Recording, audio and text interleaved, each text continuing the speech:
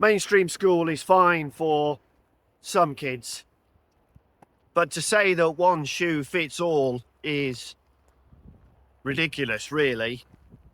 But then when we look at the schooling system and we see how broken so many of the children are that are coming out of there, how confused they are.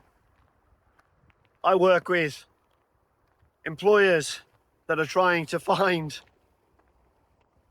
school leavers, apprentices, or various different positions across their businesses, and the quality and caliber of the people that leave school is getting lower and lower each and every year. They actually, if you're not aware, schools reduce the difficulty of exam papers every 2 years. Just let that sink in for a minute. So every 2 years, the exams are getting easier, which is why we're seeing such great results from the schools, because it's easier. So we're getting all these kids that are now able to go on to study A levels. Well, they have to now, don't they?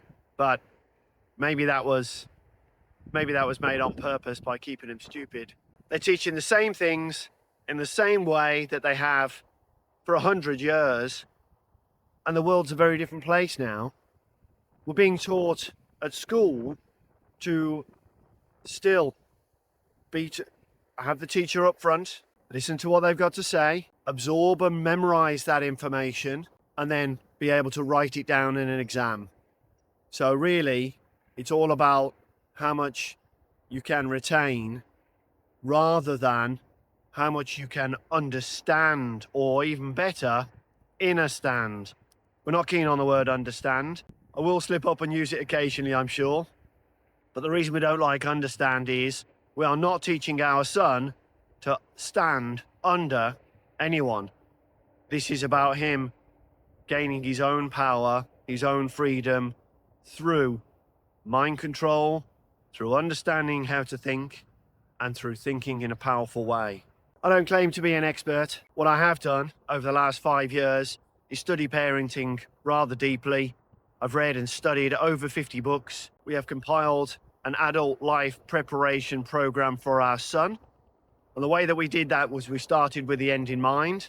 So we started with, what do we want our son to be like, or what skills do we want him to have by the time he's 25? And then we track that back, and we've got that in our program. What does that look like? What skills do we want him to have? Now, we're not trying to decide what our son becomes when he's older. We're not helicopter parents, very much the opposite, actually. What we're trying to do is to give our son an opportunity to really learn the things that they do not teach in school, because on our investigation, it seems that the really important stuff schools don't teach. And this program is all about embracing those incredibly important elements of life and learning things that other kids don't learn. So when he goes for a job interview, if he decides to get a job, or a business that he decides to start, when he's working with other people, that he has valuable insights that they just will not have because they have not learned what he's learned. Now, is that designed to give him an advantage? Yes, I suppose in a way it is. But this is not about being competitive. This is not about being top of the class. This is about having a different and hopefully better or more enlightened perspective on the world than is being taught in our schools today. Schools are still teaching the theory of evolution, which was disproved in the year 2000. So why are they still teaching that? They still teach in old-fashioned ways. They still teach old-fashioned beliefs that are now, as we're seeing as we move into 2025, incredibly outdated. Why are we asking our children to memorize things when we have AI at our fingertips and we have Google at our fingertips? Wouldn't it be much better to, rather than remember things, question things, question what we're being taught, question history, question science. This is how we move forward with science. By always questioning it, by never taking anything for granted. This is how all of the scientific breakthroughs ever, all of the engineering breakthroughs ever, none of those have been taken on what we've been taught and what we remember and what we retain. It's only ever on what we question. Henry Ford said, if I ask people what they want, they would say a faster horse. What he came up with was no horse.